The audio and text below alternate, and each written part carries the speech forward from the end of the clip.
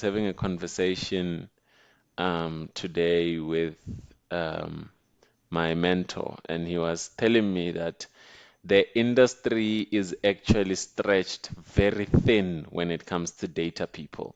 So, quantitative analysts, data engineers, data analysts, data scientists, people like that, very, very, very rare in the country. That's why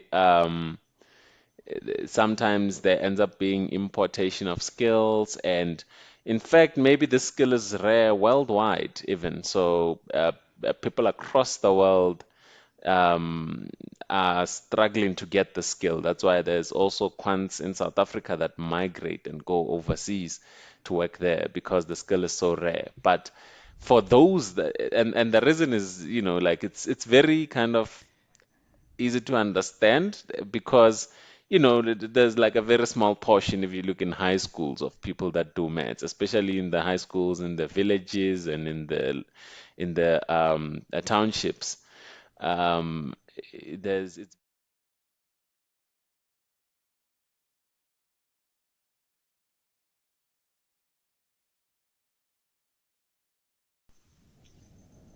Okay, welcome back to another episode of. Okay, let me say welcome back to the channel, and today I have a quant again. I think I'm getting familiar and having some connections with some few quants, Mr. Temosho. are you walking around in the industry trying to see who you can see? Yeah, no, I mean, like, because I did maths in my undergrad, so like, that cohort, and a lot of them went on to become quants. So then, yeah, that's how I actually get to know. And in fact, does do you have quants who don't have a maths background? Is it possible? People who don't have a maths background. Yeah, who are quants? Is it possible to be a quant even if you don't have any maths background? It is possible, but you have to have some kind of a technical background. So it's unlikely, but it is technically possible. So normally the biggest tangents that someone would see would be in the range of your engineering, but that also has a maths background in a way. So I guess for the most part, some maths has to be involved. Some maths has to be involved. Even if you don't do it at kind of like almost like on a formal basis in a university, but maybe you did some courses in data science and things like that, and those might have introduced you to maths and stats and things like that. So, um, quantitative analytics is a heavily maths-driven um, career. I see, I see. So today I'm joined by Temosho Kgalane, who is a senior quantitative analyst.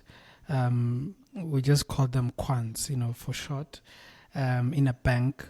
And we're going to be talking a lot about that. Like I've told you before this, that actually I've received a lot of questions with regards to this role of being a quant. Yeah. But maybe before we start, can you tell us what is a quant? Like maybe for someone, I know people can Google this, but for someone who's already working in the industry, perhaps you can tell us even more.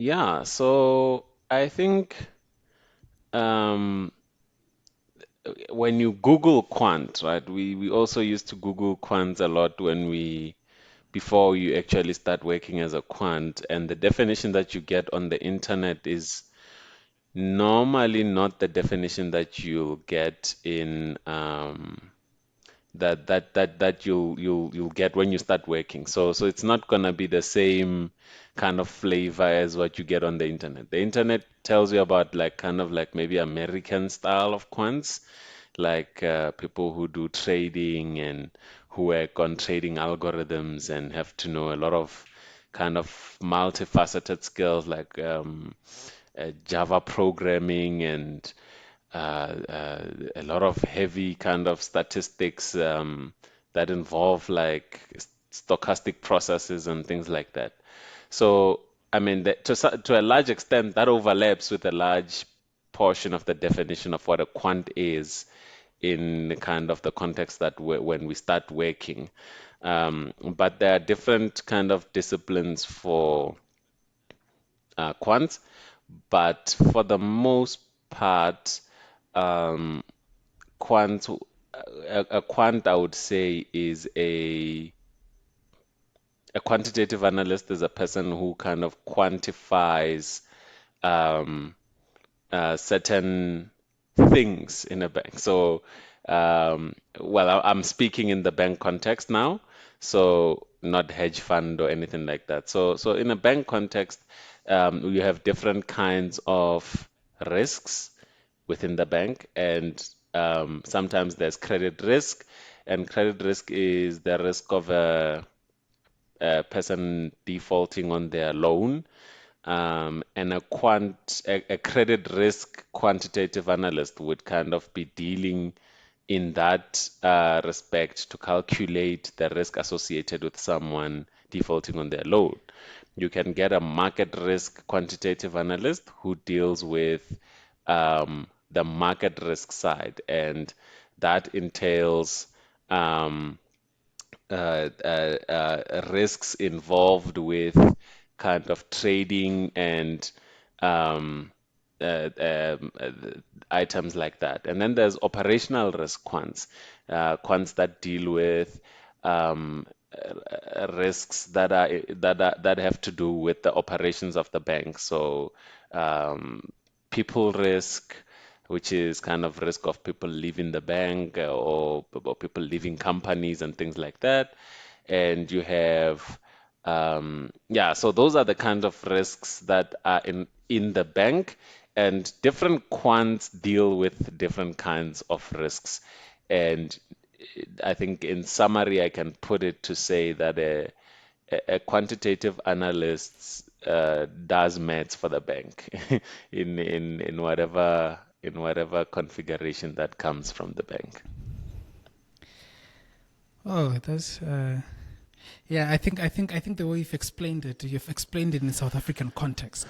Because Yeah, I think a lot of the definitions online are kind of US based. yeah, So that is that. Like I said, there's a lot of questions that I would like us to get to before you yeah, actually leave us here because you have another commitment. So, yeah. so I'm just gonna get straight to the questions. Okay. So, in no particular order. So the one of the questions that came through was ask him which path is the best to get to quant between the two. So this person was asking between BSc Maths honors and between BCom honors in quantitative finance, what is the best way to become a quant? And I see with you, you have a BSc honors in computational and applied maths, and you also have a Bachelor of Economic Science, cum laude from Wits. So which one is the best? Maths, uh, BSc in maths or maths honors, or a BCom honors in quantitative finance? So I'll be honest. I am not very clued up on BCom quantitative finance. Assuming that it involves some maths in it, some stats in it, and some finance in it, I would say both of them are good enough to land you the job. I don't think there's any one degree that can completely kind of cover up what you're gonna do when you get to the workplace. I think there will be some learning that has to take place. Critical is the fundamentals. So because in the world of quants, there's a lot of modeling involved, and modeling can take different shapes within the mathematics field. You have modeling that happens in maths, which is more kind of analytical, and it's like, it's you're gonna get an answer. X is gonna equal something. You have some approximations that happen when you do modeling in computational and applied maths. There is some approximate answers. And then there's statistical modeling when you're doing stats, where you're using data to build models. And then there's a whole bunch of other stuff like machine learning and all of that stuff when you get to computer science and all of that stuff. So there's various flavors. If you've done one of the maths disciplines somewhere in your degree, you have an idea of what modeling means. You have an idea of logic. You have an idea of um, you tend to be a person who's a problem solver. You tend to be a person who uses their mind and applies their mind and facts to kind of solving problems. So I think based on that, it's usually not so prescriptive what the degree you did. It doesn't necessarily determine. It's not so prescriptive, like I mentioned. So I think both degrees would land you the job. Hey, it sounds very interesting, man. I mean, as a maths enthusiast, I mean, the things that you have said right Yeah. now, it sounds Yeah. like it's nice, the works that you guys do and then the models and everything like that. Yeah, so I mean it's quite an interesting field and one that is actually so I was having a conversation today with um my mentor, and he was telling me that the industry is actually stretched very thin when it comes to data people. So, quantitative analysts, data engineers, data analysts, data scientists, people like that, very, very, very rare in the country. That's why sometimes there ends up being importation of skills, and in fact, maybe this skill is rare worldwide, even. So, people across the world um, are struggling to get the skill. That's why there's also quants in South Africa that migrate and go overseas to work there because the skill is so rare. But for those that, and the reason is, like it's very kind of easy to understand because there's like a very small portion if you look in high schools of people that do maths, especially in the high schools in the villages and in the townships.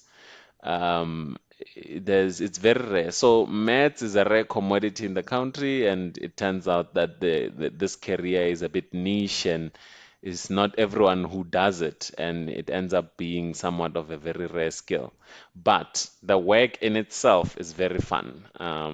And for those who appreciate maths, they will quite enjoy it. So, if this is a rare skill, I mean, you're an economist as well. You've done economics. I've done a little bit of economics, and I understand if something is quite rare, meaning that it's in demand, surely, the salary is good, huh? I see you sneaking up on me like that.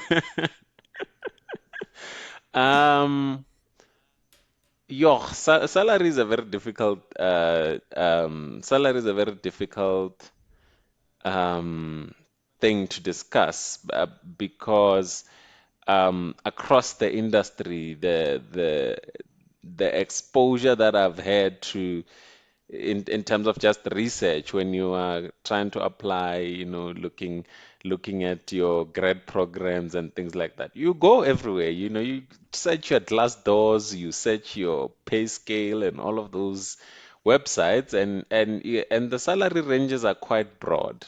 So people who do a lot of quantitative finance and quant work and investment analytics and things like that in maybe your consulting firms earn differently to people in banks who also earn differently to people in maybe insurance companies doing actuarial science stuff.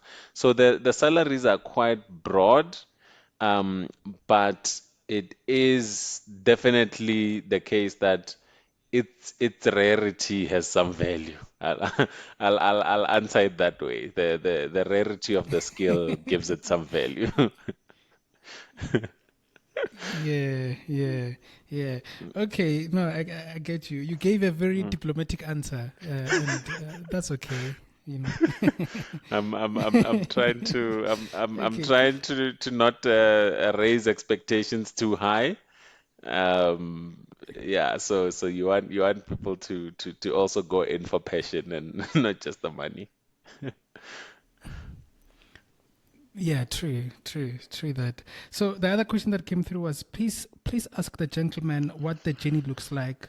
Which undergrad program better prepares one to secure a career in the quant space? Yeah, I think let's just start with that one. Okay, cool. So I think yeah, so I'll use this opportunity to just briefly go through my kind of journey. So as Ben has mentioned, I have or is it Dr. Mahudu? Which do you prefer? I mean, the doctor is still new, so I'm still not yet used to it. So I mean, Ben is still okay, you know. You know, there's some professors there at vets that you can't you can't refer to them by their first name. Yeah, I think you know who I'm talking about. But yeah. No, I Um, mean, I'm cool with it, man. okay, cool. Awesome. Yeah, so my journey is one of so what I've always liked was maths and economics. So that those were my things that I liked in varsity. I quite enjoyed doing maths and doing economics. So I was just looking for a degree that has both, a good amount of both, a good amount of economics and a good amount of maths. And I landed with economic science. And around third year, um, that's when I made the jump from economics to doing full-on maths in my honors. So the one of the main drivers was that there was a lot of rumors about this quant role. So it's not so clear. It's not like a chartered accountant role where people know while they're still in high school that there is this kind of career. And I guess that's why these kind of channels are now useful for educating even the high school students on certain careers that are out there. So we don't necessarily have we didn't necessarily have this information going in. So we chose what we thought gave us the best chance at getting into this quant role that people are talking about, people seem to be enjoying, people seem to be having fun with. And it generally worked out. So I would say that a path that involves finance, economics, some bit of accounting, stats, and maths. I think those subjects in general would land you in good stead. And I found that engineers also make for good quants. So it's not very stern as to what you should do, as long as it involves a certain level of mathematics, analytical thinking, problem solving, logic. So things like that will kind of stand you in good stead for this career.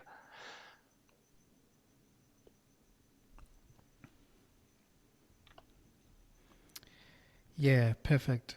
So the question actually continues to say, how related is a quant to an actuary and a data scientist? The similarities and differences. Lastly, can one move across the above mentioned roles positions having an honors degree in quantitative risk management? So an actuary, a data scientist, and a quant. I think a quantitative analyst, in as far as so my role is much more of a data engineer currently. So within the quantitative analytics, there's a lot that gets done. Some people work more in BI, so they kind of use analytics to generate reports. Some people use data to create models. So what I do is I use data to create data. Um, so data comes in all sorts of configurations. So there is what you call systems data. Systems data is not very easy to digest. It's not very easy to get insights out of. So um, it sometimes becomes a little bit easier of a task if someone transforms it for you and makes it look neat and ready for you to use. So that is more of a data engineer's role. So a bit of understanding of um, systems. So yeah, so understanding systems. So front-end systems churn data based on behavior, and then that data you have to be able to transform it into data that is useful for number one, modeling, number two, analytics, number three, reporting. Any one of those three should be able to um, get done based on that data. So my job is that.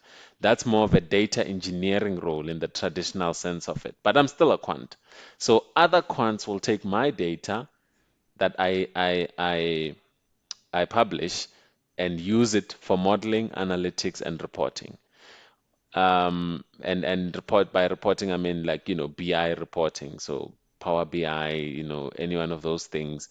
Um, and those would be considered BI analysts, some would be considered data analysts, some would be considered data scientists. So those roles are performed within the quant function. So you could say, in a sense, that a data scientist and a quantitative analyst are quite related, and sometimes they're the same person.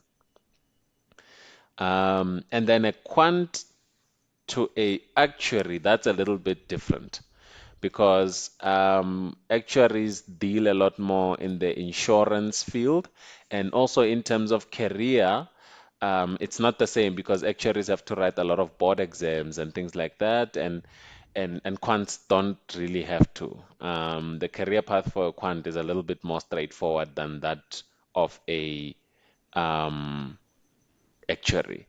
So those I think would be the differences. And then, yeah, I forgot the second half of that question.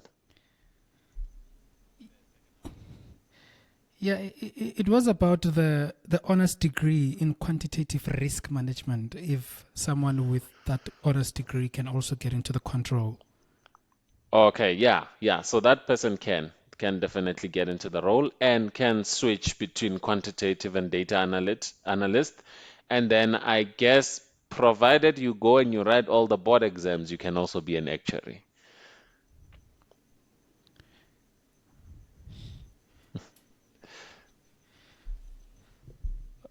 So with you, have you always wanted to be a quant? Because like you're saying that the quant role is not, it's not like you go to university, there is a course on being a quant. Yourself, you've done applied mathematics and economics. So how did you meet this quant role? How did you, maybe in your final year, you were like, okay, I can do this. How did the journey start for you?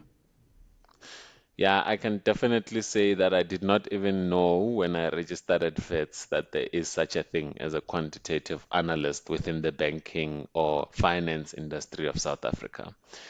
Um, it is something that for me, I first heard about it in my third year, and in my third year, that is where we start hearing because this quant thing was usually a rite of passage. So you would hear um, other people in the background or people talking about people who have made it. So maybe like two people who are 2 years, 3 years ahead of you, and they are somewhere in the finance industry and they are quants, and apparently they are killing it, or so to speak. So then that's how you start hearing about it. But then when you start doing research on it, you realize that it's more of an extension of the things that you love. So, I mean, maths in South Africa's kind of education system, especially on the like rural schools and the township schools, definitely requires a certain level of passion for you to be able to do it. And most of the people would go in with that passion of maths, but not really knowing exactly what that's gonna mean for them career-wise. And I'm one such kind of a person that I did not necessarily know what maths would mean. I was just banking on its scarcity and rarity that someone probably out there needs a mathematician. Someone out there needs someone who understands maths. Even if it's a teacher, someone out there needs someone who understands maths because there's not a lot of people out there. So for me, that's where it came from. And then there was the whole idea that there is a role out there for you. There is a place where you fit in as a person who loves maths, as a person who enjoys maths, that you actually have a part to play somewhere in the South African economy, and you play that part doing something you love. So that's how, for me, I came across it, and it became more of kind of career planning around that from third year, then honors, then going into the grad program and kind of pushing from there. But it certainly is a rare thing, and it's not so much known. So I think it's key for people to understand, and the students out there and high school students out there as well, to just know that I think even if it's not necessarily this kind of control, but there will always be a place for people who enjoy maths and who love maths and who do maths. Yeah, but yeah, that's my 2 cents on that one.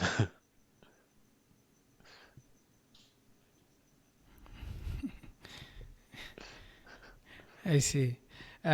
The other interesting question that came through was please ask him what techniques he used to get good results and what else he participated in besides academics. I mean, cum laude in economic science on your chowing course. Uh, yeah, I like the second question that says, what else were you participating in? I was participating in course.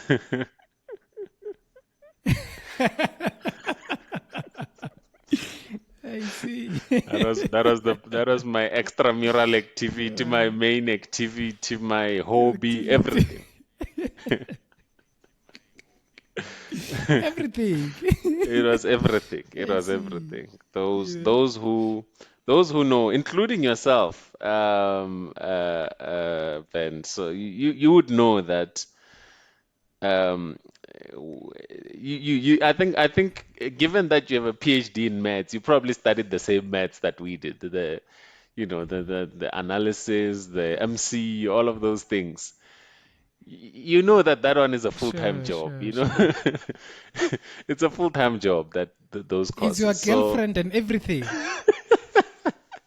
exactly, exactly. So yeah, I was very much limited in what I participated in when it came to varsity because um yeah, no, we come here to achieve, and when you get to a university like that, there's not much room for error there. So it was very limited what I participated in. But what I did to get good marks is number one, as with anything in life, you have to work hard. That's number one. You have to put in all your hours and never forget that the main reason you're in varsity is to study. If it wasn't for you saying you're coming to study, you wouldn't be in Bram or Hatfield or any of these places. You would not be there. Your main kind of niche for being there is to study. And then secondly, you've got to network. If you want to be able to indulge in this and kind of get good marks out of it, you need to network, you need to know people, you need to utilize some information. It's not always about one for one textbook is gonna be in the. You need to know some people who are gonna help you with stuff. So some people can help you with an explanation. Some guy has the TAT solutions. Some guy has a past paper. Some other guy has. So people have this, that, and the other, and you use your networks to gather all the information that you need to be able to take on a course.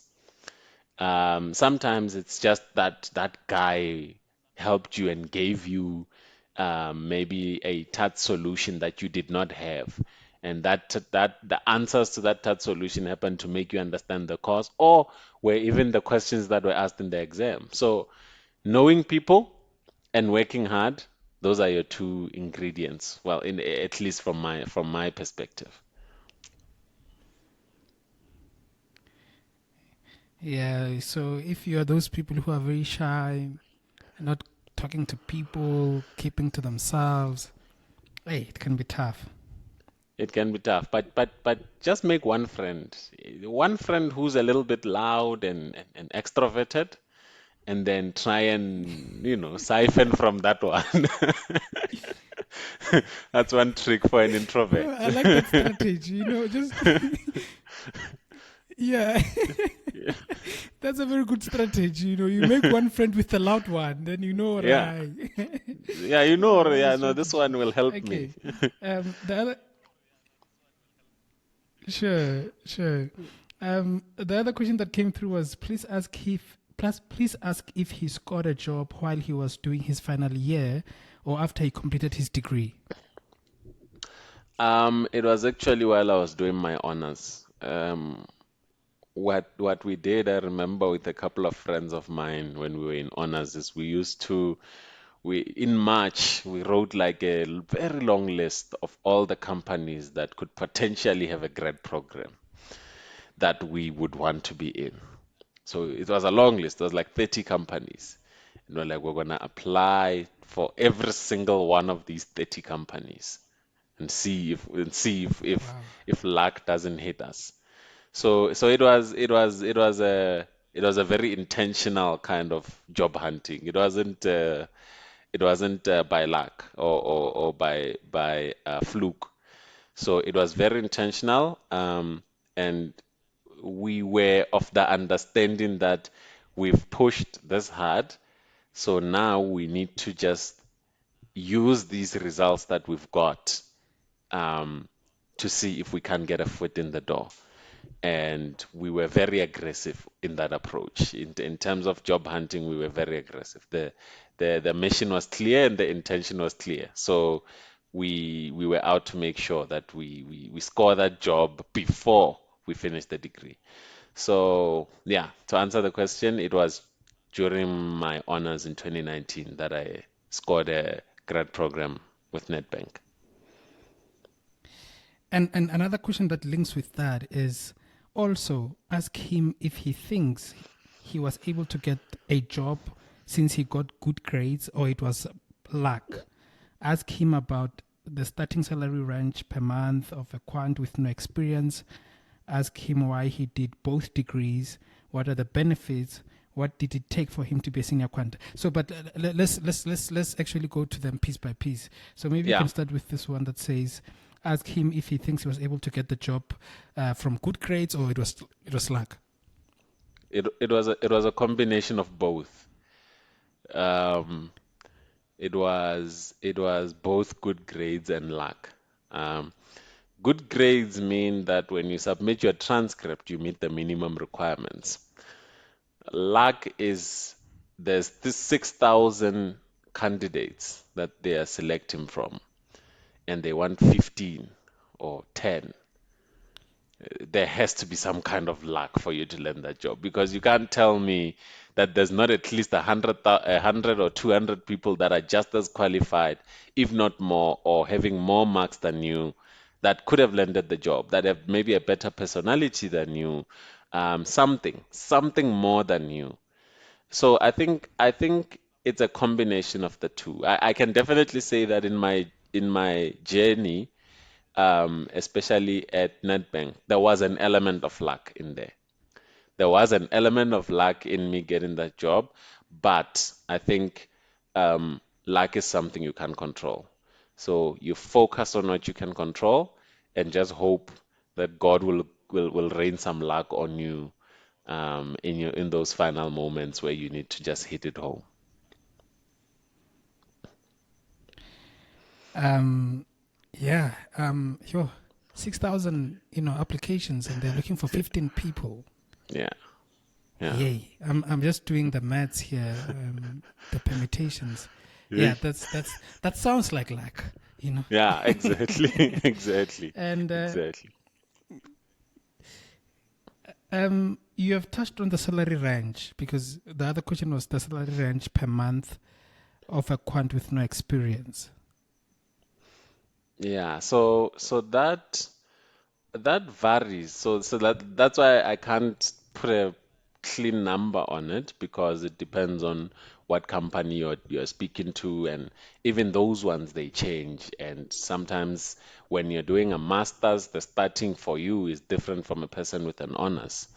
Um, and all of those. So there's a lot of variations.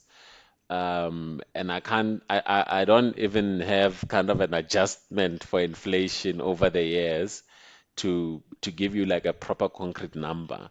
But what I can say is that um, um, quants land themselves in a very fortunate position when it comes to um, not just their starting role, but kind of their whole career because of the fact that they are quite rare. So quants have a better bargaining, better bargaining kind of advantage because of the fact that there's so little of them and it's such a rare skill. If you find yourself in that position, you are in a better position to bargain for a good salary that can help sustain you and your kids in the future. Yeah, no, things are tough. Inflation and everything. Hey, hey, hey, people don't So want to have kids you anymore, eh? better be, yeah, no, hey, you better be a quant. Um, ask him, ask him why he did both degrees. What are the benefits of doing both degrees? So the economic science degree and the BSc honors, is that Yeah, like applied okay? maths and economic science. Yeah. Okay. So economic science for me was the the vet's economics is not the same. When I did my research when I was still in matric, I found that the economics that is done, so the economic science in vets, is not the same as normal kind of economics that you do in many of the other institutions in the country. The difference with econ sci is that it is very quantitative. I think I started writing essays when I was in third year. The whole first year and second year was mostly models. So it's mostly like supply and demand models, consumption models, production models. You can write a whole story, but that story is based on a model. You write kind of essays in an exam. You don't write an assignment on a developing country or something like that. You're mostly kind of dealing with a very quantitative aspect, and it boils in econometrics, so you don't have to do them separately, especially in undergrad. You don't have to do economics and then do econometrics. There's macroeconomics, micro in there. There's also mathematical economics and economic statistics. And then when you get to third year, you also tackle econometrics, which involves a whole lot of that modeling, that statistical modeling, the inferential stuff that is involved in actual modeling and forecasting and things like that. Um, it's all combined in that one course. which is brilliant. So that's why I chose that course. The computational and applied maths part of it came, one, pure maths traumatized me, but second, um, um, second, applied maths for me was a little bit more something I can see. The likes of Dr. Ben over here, who have gone all the way to PhD, will tell you that maths requires you to have some imagination. If you can't see the numbers in your head, it's very hard. It's very hard. If you can't see the Yeah, patterns, true. the logic, all of those things in your head, it's very hard to connect those dots on your own. There are those guys who are like just brilliant in maths and just enjoy exploring the concepts, the patterns, the reasoning, the logic that is involved in doing pure mathematics. But for me, I found that yeah, my mind was not strong enough to carry the whole subject. I needed one that I could infuse the real world for me to be able to understand it. So applied math had some level of modeling of real life situations, so you could be able to see some of the stuff and gain some understanding from actually being able to see some of the stuff. So that helped a lot. That was very, very helpful. And applied maths for me, I liked it because it involved some methods that were not exact. So it kind of represented a certain principle for me in life, is that things won't always be the way you want them to be, but you can get very close. You can get very close. Maybe you're not going to get to the actual exact answer or the actual exact situation that you're hoping to get to, but you can get very close. And, that's something that applied maths will teach you. So that was my reasoning for being in there. The whole quant story just came about after, like when we were still in first year, second year, this is how we were reasoning ourselves around these courses. And eventually, with applied maths also, there's a lot of multidisciplinary there's a lot of joining of multiple disciplines. So it's a multidisciplinary kind of subject where you can model anything from traffic flow, you can model water waves, you can do game theory and do some optimization around game theory. You can model production processes in a firm. You can model interest. You can model a whole bunch of things. So it tends to be multidisciplinary, which was also quite enjoyable for me. And then yeah, so I mean, if you love maths, but the pure one starts to fly over your head. Applied maths is a is a good place if you are more of a kind of a person who sees the real world and is able to make sense of it.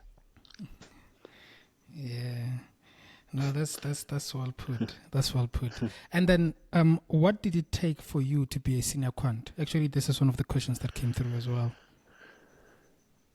Um, it again boiled down to the same kind of thing. Is it luck or is it hard work? Right. So I think this one was not really luck. It was more of opportunity. So what it took was hard work. It was proving yourself. It was working really hard to show people that you are dedicated to your work and you want to see the company succeed. You are not just in it for money or just in it for, it's a 9 to 5. You just want to, you're just working for the sake of working. It's really diving into what it means to make a company succeed, what it takes, what do you want to add as value. Your work must be kind of value adding more than it is just effort. There's two types of work.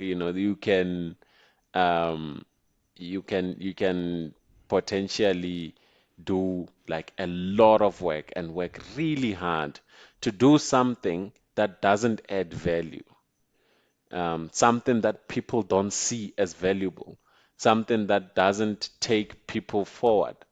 Sometimes someone with a little bit of luck can come and do something very small and somehow end up in a position where they have benefited people a lot. So for me, it was a balance, and all of it requires this hard work. Is that how do you figure out where your skills applied will add the most value, will result in a major benefit for the company you're working for? Because really, that's what you are there for. That's what they pay you for. They pay you to make things better. That's what you are as a quant. You are there to make things better, not just keep the conveyor belt moving, but you are there to make things better. And if you are, at least if I speak for myself, when I was doing that, it, and it landed me in a position where I can take advantage of an opportunity that arises, for me to be a senior quant. So it was more of, you at this point, people know and understand and feel like they can trust you. They know you can carry the company forward, and therefore they would afford you this opportunity if you can prove yourself to be able to be in such a position.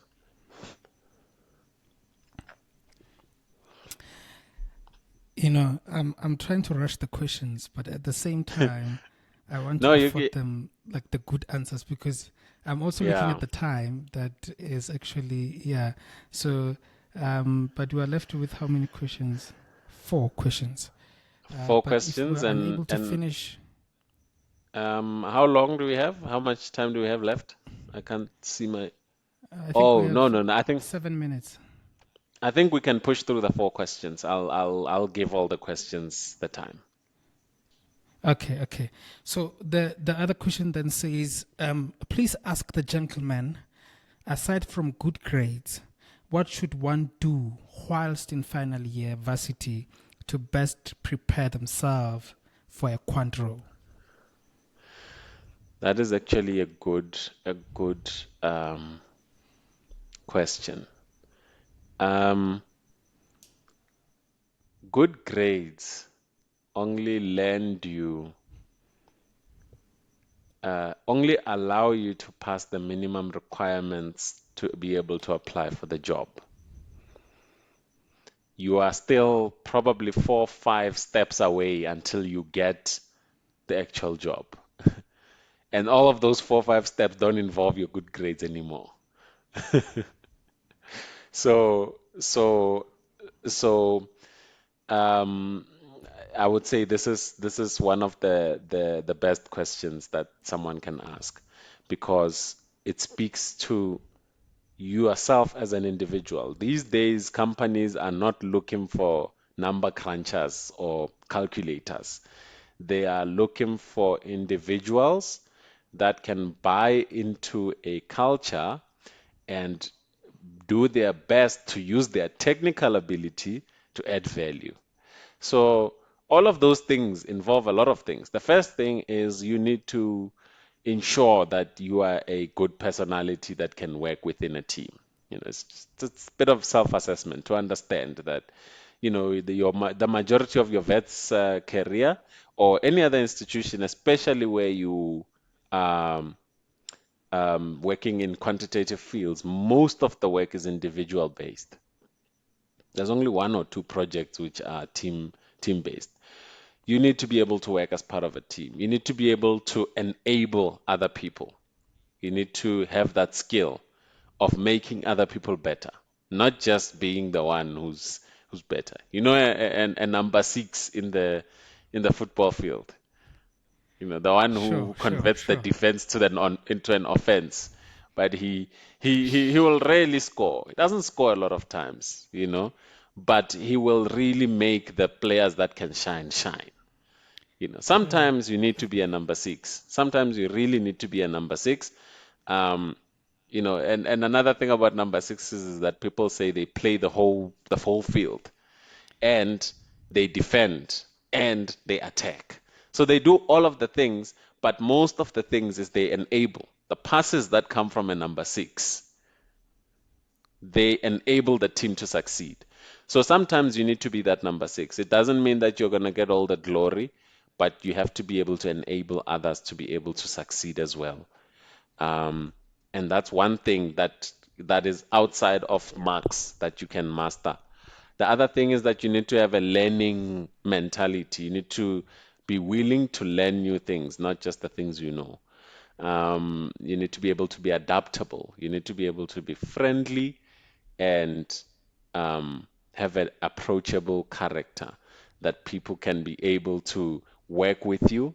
People can be able to push a certain agenda with you.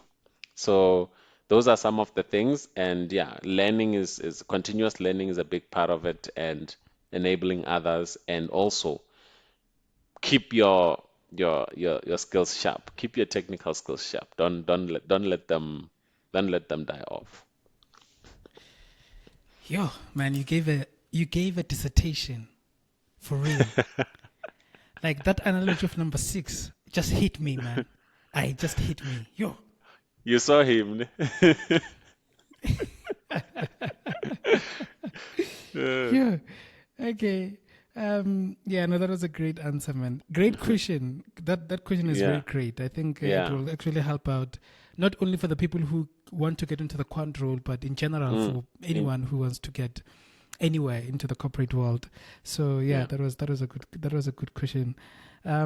Then the other question that came through is also a loaded question, but let me see if I can split it. So it says, as a math and computer science major, is math really necessary in quantitative analysis, or are we using software to solve problems? So this person is a is a computer science major, is a computer Mm, science major and a math major. So they mm. want to know if is math really necessary in quantitative analysis, or are you guys using software to solve problems? Um, I would say that there is no way that maths is not necessary. However you slice it, whichever way you try and get around it, maths will always be necessary, because it's not just about the day to day. It's also about um, the principles that maths instills in you, the principles of problem solving, of understanding how to put problems in a certain framework for you to be able to solve them. You can't just do that with a software willy-nilly. Software enables the actual stuff to be done. It's not necessarily um, the thing that solves the problem. I mean, you can know Python, but if you don't know how to write a logistic regression and understand the principles of what a logistic regression does, and why certain data would work in a logistic regression and other data wouldn't work in a logistic regression, why certain factors of the data would allow a logistic regression to be most effective as opposed to, say, a random forest, for instance. Um, though all of those things require underlying understanding of all of these things, all the methods that are used, modeling, data cleaning, data. If you do things like data imputation, you have to understand why you're imputing data that way. And any piece of understanding that you're doing in analytics boils down to maths. It boils down to some theoretical concept. Every single thing. Like if you look at in the banks, there's something called the loss distribution. That's a kind of distribution. It's a statistical distribution. It's if you don't understand what distributions are, you won't understand what it means for certain clients and things like that to fall in certain places on the loss distribution curve. So all of these things that are being done, and actually, I think I've found myself once or twice in a position where we are all sitting there with pen and paper trying to figure something out, pen and paper, to understand whether or not we're doing the right thing. So it's not always just, you write stuff on a computer and it solves the problem for you. It requires some level of understanding of reality and how you map that reality into mathematics, statistics, and all of that stuff. All of it kind of fits together. The coding is also critical. Whether you can be able to write a program is really more you expressing your mathematical stuff, or your mathematical understanding and methodology in a way that will be faster and more effective, and with less error. It doesn't necessarily take away the fact that you still have to understand what you're doing. The fact that you can write from scikit-learn pull logistic regression doesn't mean that you mustn't understand what a logistic regression does. You must still understand the underlying theory of why a logistic regression works. So that's my answer, is that both of them are important, but maths is not just something that, it's not like every day we're going to be looking at theories, no. Or every day we're going to be solving for X, no. But everything that you do, in as far as quantitative analytics is concerned, has an underlying principle that is math related, stats related, some form of a quantitative field related. Yeah, man. Uh, I don't know if you go to church. Do you go to church? N- Yes, yes and no. I do go to church. I do go to church. I'm a Christian. Okay. I'm a Christian. Uh, no, as in when you speak, people like pastors when they get to the point where it's like their soul gets on fire. Like the pitch of their voice raises up because now they're getting more passionate about the message that they're bringing to us. So Yeah. yeah, I think you are now getting to that level, and I wanted to say, preach, man of God, go deeper.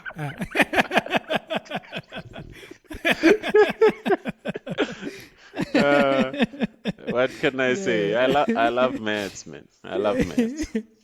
Yeah, no, I can see, the way you speak about it, that actually this is your passion, like a true passion. Yeah. Um, the other question says, do I need a background in finance in order to be a quant and be familiar with IFRS 9 and Basel methods? Um, it would be advantageous if you had it, but I think most people don't come into the bank with a thorough understanding of IFRS 9 and Basel 3. I think those are things that you can learn on the job. Um, it's good that you already know to ask about them, which means, it wouldn't hurt for you to upskill yourself in those things. They're very cool standards that all banks use. So it's beneficial for you to know them, but I don't think you would necessarily be kicked out as a potential employee because you don't know IFRS 9 and Basel, especially as a new kind of entrant into a bank, especially. Yes, yeah, no. So if somebody didn't actually have, like, just did like pure maths, which is just the theorems and stuff like that, do you think that in the graduate program, when they're introduced to the finance stuff, do you think that they will cope? Yeah, 100%.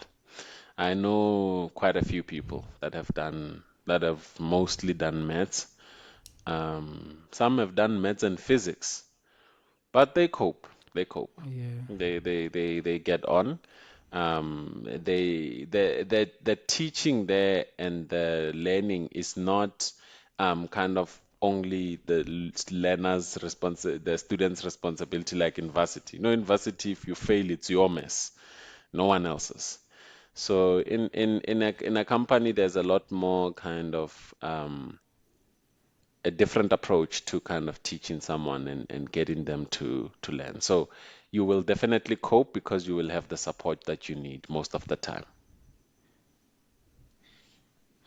So the last question, and this is from someone that knows you, um, Usani Kudazi, Umtu, Mashovan. He Uh-huh. ask him about his love for music.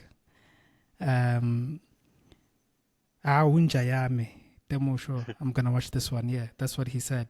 Your love for music. You love music. First of all, shout out to Sunny Man.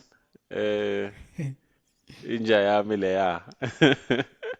Shout out. Yeah. Um, yeah. So in my spare time, I produce music. So, um, Oh. I'm a deep house, Afro house producer. I go by the name of Rhodesy T. Um, and yeah, so I do produce music, and I do have a very deep love for music. Sandyman mentions this because he knows that when we're still at Vets, there was never a day where I was not wearing headphones. I was wearing headphones Uh, 100% of the time. So yeah, I'm a very, very, very big fan of music, to the point of even producing it myself. oh wow. Oh Yeah. wow. You know, it's quite interesting. I was actually talking to a certain professor from Stellenbosch over the Yeah. weekend. Um, I don't know. I think there is something about mathematics people into these things of music, art. Um, so he's also into classical music. He's actually producing, and he's Oh. actually using one of the mats and stuff like that. And when I was Mm. talking to him, he was like, maybe it's as a maths, if you're trained in maths, somehow you have appreciation for patterns, you Mm. know. Mm. So even a beat, like it hits you differently because it's not just music, but you can follow the pattern somehow. You can. So Yeah. wow, Yeah. that's quite interesting, man. Yeah. You know. Yeah. No, that's an interesting perspective, actually. I never thought of it like that. But yeah, I think a lot of people who are more um, analytical on a daily basis, they do have a creative side that they explore from time to time. So True. yeah. Yeah. You should be if it happens you actually get into the industry, man. You should be DJ Quant. Hey, that will be. Hey, hey, that will be Yeah, that cool, eh? that name I am 100% sure hasn't been taken yet. So I No, will no, no, definitely no. consider it. Yeah, no, and it's quite, DJ Quant, or the Quant DJ, that will be quite something. Look, Yeah. Mr. Temosho, it's been a great pleasure. This is the first time I actually have an episode without having prepared any questions. All these questions came from the subscribers. I didn't have to think of any Oh, is it? questions really. Yeah, like all of them. Like that's Then what I'm saying. it means you have a It, your, it, your your fan base is getting your support base is getting much stronger. So yeah, that's shout out to you as well. Or maybe it means that a lot of people are interested in being quants. That can also be another case. Yes, yes, Yeah. yes, yes. Because when I looked at the questions, I was like, there is no way that I can, like, I'll just go with the questions. So, yeah. So, but thank you Mm, so much. And I think this will go a long way into informing those who aspire to get into the profession. And thank you so much for your time. And definitely, this is not the last episode that we do. yeah, Perhaps I think when time allows, we'll definitely also talk about other things as well. I would like to talk about, I mean, you've been in the banking space for some time. So for people yeah, who want to get into the banking space, probably you know the banking space quite better. So surely there is a lot to learn from that. yeah, 100%. I'm always open, so you can reach out to me anytime and we can set something up. But yeah, thanks a lot for your time as well, and for having me on your channel. So yeah, thanks a lot. No, ke a leboga, ke a leboga, ke a leboga. Danko. O leboga nna.